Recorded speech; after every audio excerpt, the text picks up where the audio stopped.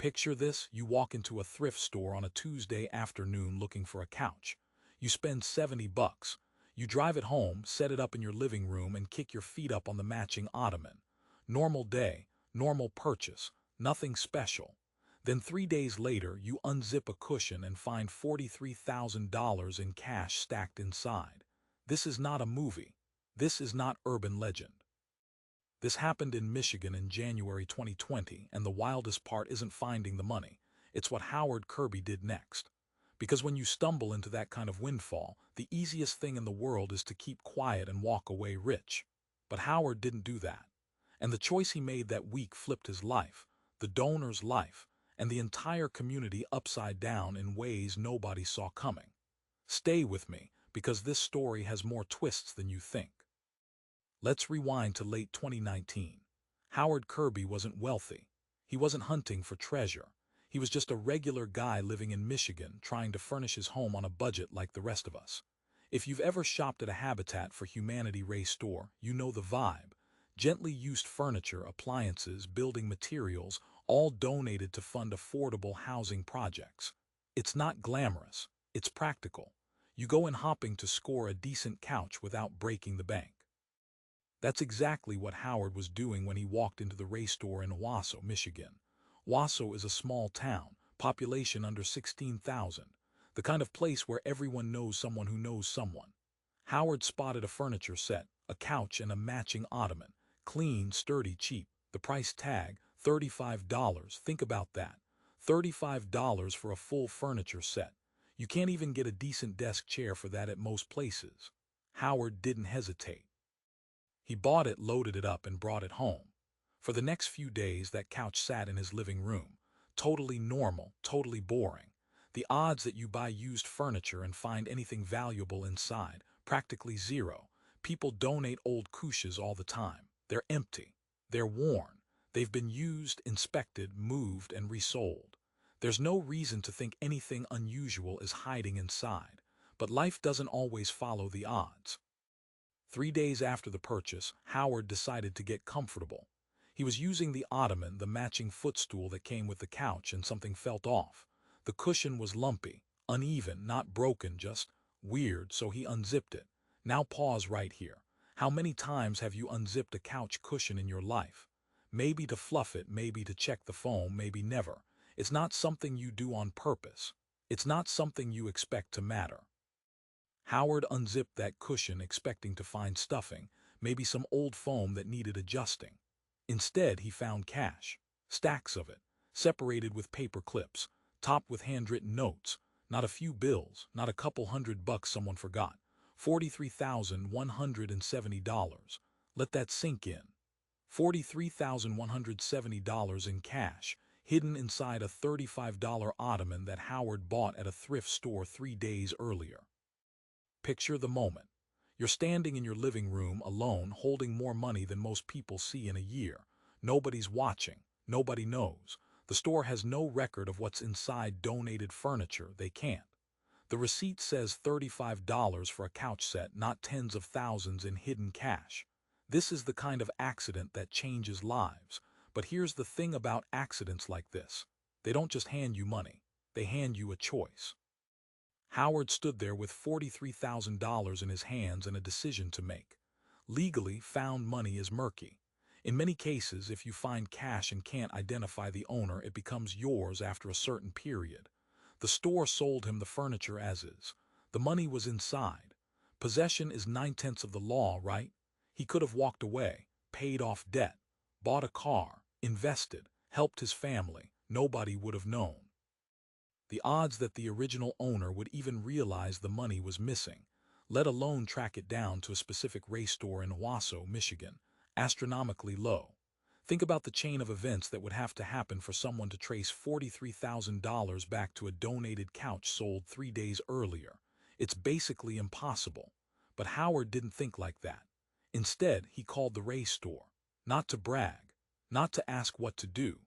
He called to find out who donated the furniture. He wanted to give it back. Let that decision sit with you for a second. You're holding life-changing money. You didn't steal it. You didn't scheme for it. You bought a couch and the universe handed you a miracle. And your first instinct is to find the person who lost it and return every dollar. That's not normal. That's not easy. That's not what most people would do, and if you're honest with yourself, you're probably wondering if you'd make the same call. The race store staff were stunned. They checked their records and identified the donor. Her name was Kim Foth Newberry, and the story behind that furniture was about to make this whole thing even heavier. Kim Foth Newberry had donated that furniture set after her grandfather, Philip Foth, passed away the previous summer in July. Philip was her grandfather, not a distant relative, not someone she barely knew. This was family. When someone dies, the family has to sort through their belongings. Clothes, furniture, keepsakes, paperwork. It's exhausting and emotional. Kim and her family donated the furniture to the race store because it seemed like the right thing to do. Give it to a good cause, help fund housing projects, let someone else use it. They had no idea Philip had hidden tens of thousands of dollars inside the ottoman. No note, no warning, no label saying check the cushions. Philip Foth lived through a different era, a generation that didn't always trust banks. A generation that kept cash at home, tucked into mattresses, hidden in furniture, stashed in places only they knew about. For Philip, hiding that money probably felt safe, private, under his control, but he never told anyone, and when he died, that secret died with him, until Howard unzipped a cushion 3 days after buying a $35 couch. Picture Kim getting the call from the race store. A stranger found your grandfather's furniture. There's something you need to know. She probably thought it was a keepsake, maybe a photo, a letter, something sentimental. Then they told her $43,000. The shock must have been unreal. Grief, confusion, relief, disbelief, all hitting at once. That money could have been gone forever. Could have ended up in a landfill, a dumpster, someone else's bank account. Instead, a man she'd never met decided to do the right thing. On January 16, 2020, Howard Kirby met Kim Foth Newberry at the race store and returned the full amount. $43,000 in cash, handed back in front of staff and local reporters who'd caught wind of the story. Rick Merling, a representative from the race store, was there. The moment was documented. It wasn't private. It wasn't quiet. It became news. Because in a world where people fight over $50, Howard gave back $43,000. And that decision came with consequences Howard probably didn't anticipate. Suddenly, he wasn't just a guy from Wasso. He was a headline, a feel-good story, a viral moment. Local outlets picked it up. Then regional, then national. People called him a hero, a saint, the most honest man in America. But here's what nobody talks about. That kind of attention is heavy. When you become the face of doing the right thing, people watch you. They judge you. They expect you to be perfect. Your privacy disappears. Your name is Googleable forever. Every future decision you make gets compared to that one moment. Howard gave back the money, but he also gave up anonymity. And for Kim, she got the money back, but now everyone knew her family had $43,000 in cash and didn't know it. That's a privacy issue. That's a safety issue. Windfalls don't just change your bank account. They change how people see you, treat you, and talk about you. This is where the fairy tale version of the story stops and the real lessons begin. Let's talk about what this case teaches us, because it's not just about being a good person. First, hidden money is more common than you think, and it almost always stays hidden. Philip Foth wasn't unique. Older generations, especially people who lived through economic uncertainty, often kept cash at home. Mattresses, furniture, walls, attics. They didn't document it. They didn't tell anyone. And when they passed away, that money disappeared. The odds of someone finding it by accident, slim. The odds of them returning it, even slimmer. If you're dealing with a family estate, this is your reminder: search everything. Check every drawer, every pocket, every piece of furniture, every box in the attic. You'd be shocked what people hide and forget. But here's the bigger lesson. Keeping large amounts of cash hidden is a terrible financial strategy. It's not insured. It's not growing. It's not protected from fire, flood, theft, or death. Philip's $43,000 sat in an ottoman for who knows how long, earning zero interest, completely vulnerable and nearly lost forever. There's a reason financial systems exist. There's a reason people use banks, safes, and documentation. Cash feels safe because you can see it and touch it. But that's an illusion. If you have savings, put them somewhere secure, somewhere your family knows about, somewhere that survives if you don't. Secrets die with you. Documentation doesn't. Now let's talk about Howard's choice because it wasn't just moral, it was financially risky. He had no legal obligation to return that money. The furniture was sold as is. The cash was inside. Finders keepers is a real concept in law depending on the jurisdiction. He could have kept it and most people wouldn't have blamed him. But the moment he made that phone call, he put himself in the spotlight. And once you're in the spotlight, your financial life becomes public. People start asking, did he get a reward? Did the family tip him? Did he benefit at all? In many cases, people who returned found money receive nothing. Sometimes there's a small reward. Sometimes there's a thank you and a handshake. The emotional reward is real. The moral reward is real.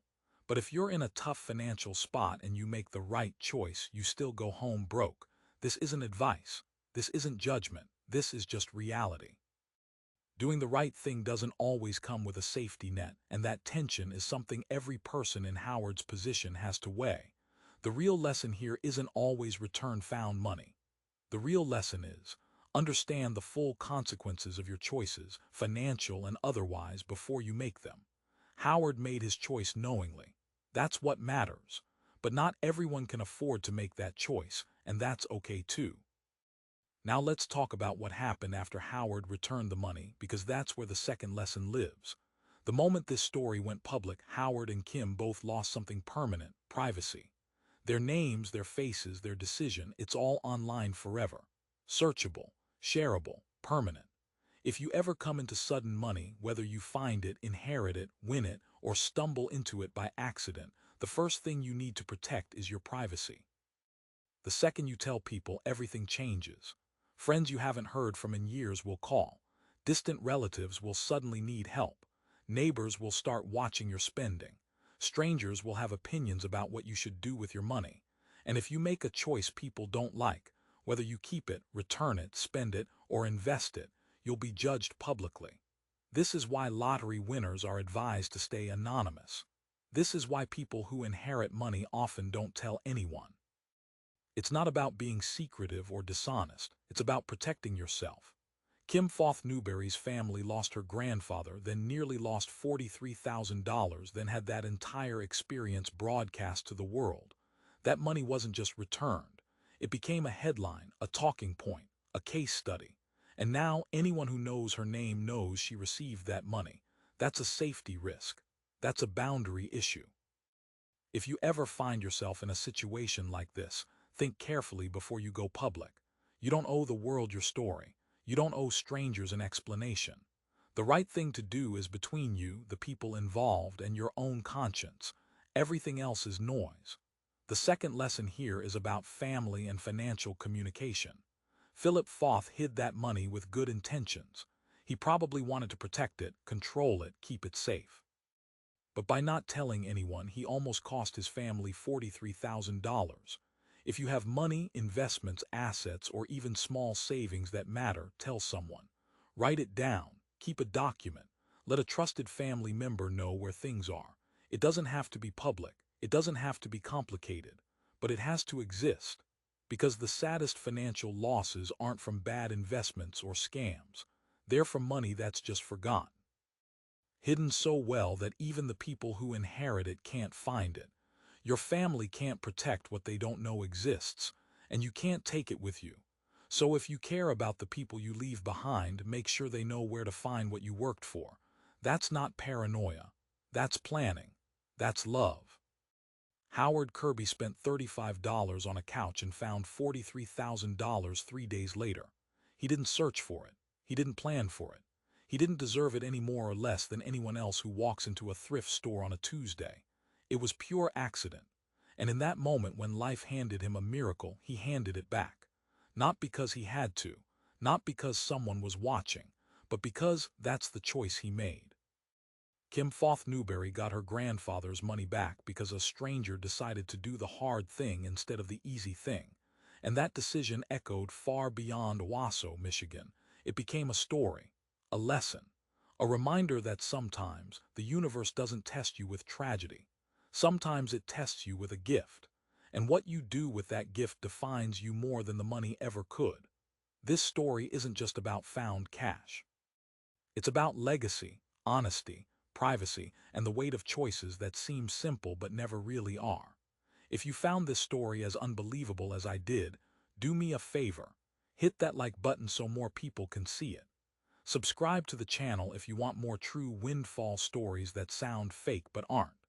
And share this video with a friend who loves wild, true stories about money, luck, and human decisions. Now here's my question for you, and I really want to know. If you unzipped that cushion and found $43,000 in cash, would you return it or keep it?